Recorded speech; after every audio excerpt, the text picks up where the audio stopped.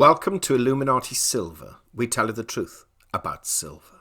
Today is Thursday the 14th of May 2020, and yesterday we published a video entitled Markets Fall, Gold Rises as China Tensions Increase. And on Tuesday, more stimulus ahead, banks running out of options. And on Monday, the reasons advisors are now recommending gold as an investment. And we've placed links to all of these in the description box below. Well, these videos are now all coming nicely together and appear well timed. We shall explain why in a few moments, but first we want to share with you a report published by the BBC News this morning, which really extends what we've been covering these past few days, where we highlighted that central banks will do whatever is necessary and will pump in as much liquidity into the system that it can. And that, unfortunately, even central bankers are now starting to admit that recovery may not be as quick or as extensive as some politicians will have you believe. So let's have a quick look at that article. BBC article dated 14th of May 2020. Fed warns of slow recovery without more virus relief. Federal Reserve Chair Jerome Powell has warned that America faces a slow and painful economic recovery without additional government relief. The dark forecast from the head of the US Central Bank is a turnaround from early April, when he said he expected a robust rebound. It comes as lawmakers debate additional spending to shield the US economy from coronavirus shutdowns. Mr. Powell said further measures would be costly but worth it. Employers in the United States cut more than 20 million jobs last month, sending the unemployment rate to 14.7%, with many of the losses falling on poor and minority households. Analysts expect the jobless rate to climb further in May before starting to subside.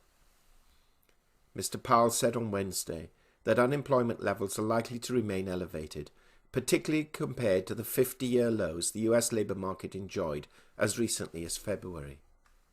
Quote, "There is a growing sense that the recovery will come more slowly than we would like, but it will come, and that may mean that it is necessary for us to do more," unquote, he said in a video conference hosted by the Peterson Institute for International Economics. Financial markets sank following the comments, with the Dow Jones Industrial Average ending more than 2% lower. The US has already approved nearly $3 trillion in new spending, packages worth an estimated 14% of the country's economy. The Fed has also taken radical steps to shore up the economy, pumping trillions of dollars into the financial system. While Democrats this week proposed an additional $3 trillion package, Mitch McConnell, who leads the Republicans in the Senate, responded that there was, quote, "no urgency," unquote, to act. Some in Washington are leery of further spending, pointing to America's skyrocketing national debt. We know that long periods of unemployment leave a shadow. We also know that waves of bankruptcies can weigh on economic activity for years, he stressed. Now, when we are facing the biggest shock that the economy has had in modern times, is for me not the time to prioritize considerations like that.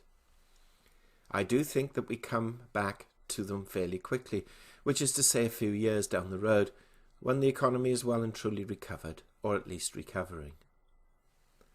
While the Fed casts itself as politically neutral, Mr. Powell has spent much of his tenure as chair of the bank facing political battles. Prior to the pandemic, he was a repeated target of criticism by President Donald Trump, who wanted the Fed to do more to help the economy. At a press conference on Wednesday, however, Mr. Trump described Mr. Powell as an MIP. Do you know what an MIP is? It's a most improved player, he said. End of article. Well, at the time of producing this video, which is 1945 GMT +1, US markets still have more than an hour to run, but European markets have closed. So a brief look at the figures. The Dow Jones is up 77 points, at 23,325. The S&P 500 is up 7 points at 2,827. And the Nasdaq is down 55 points at 8,807. Now, British and European markets have fared no better. In fact, considerably worse, and are now currently closed.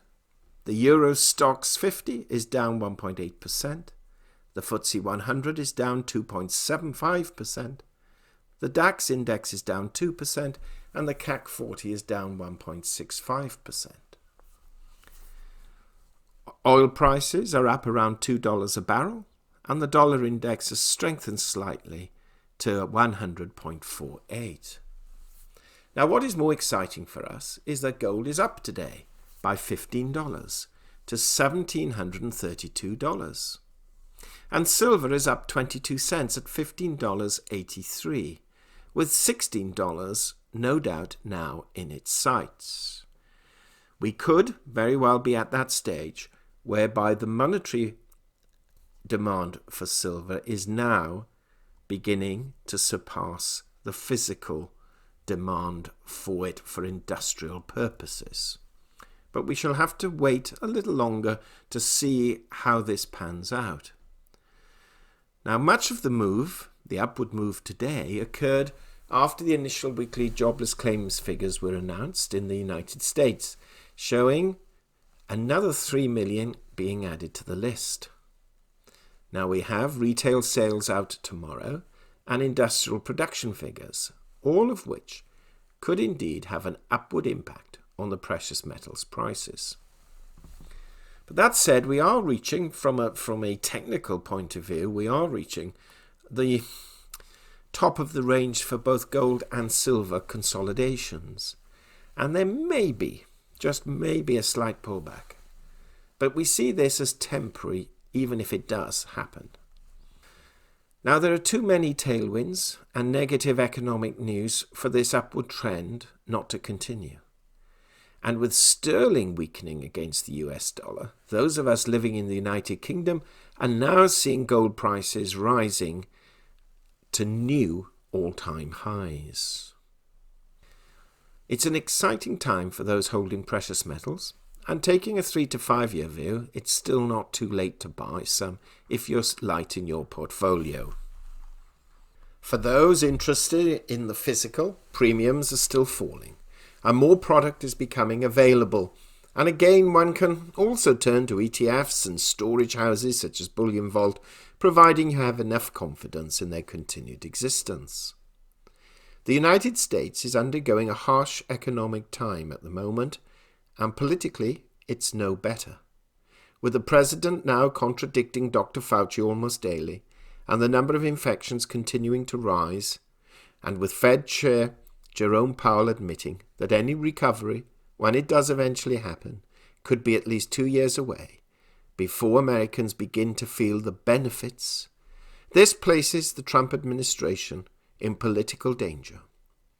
There is admittedly 6 months before the general election there, but even 1 month is a long time in politics. That said, we can certainly expect to see more turbulent markets ahead. And in our view, all of the bad economic news is still not out as yet.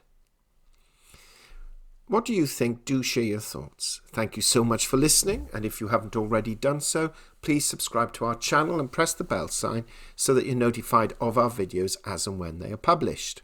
We've also earlier today updated the Richard and Greg channel, talking about what we've just covered, together with issues concerning Mexico and China, and that really should not be missed. And once again, if you haven't already done so with the Richard and Greg channel, subscribing to that and pressing the bell sign would again be appreciated. We hope you have found this video interesting and informative, and if so, please give it a thumbs up and share it on social media. Please ensure that you have subscribed to our channel and press the bell sign so that you are notified of any future videos. Also, kindly visit our website at illuminatisilver.com, and if you haven't already done so, please subscribe either as a free or paying member for regular email updates and offers. Disclaimer. Illuminati silver owners come from a background of banking, international wealth management, and economics. Having now retired from these worlds, we are not qualified to give investment advice. Therefore, this and other productions must not be deemed to be giving such advice and merely represent the personal views of its owners.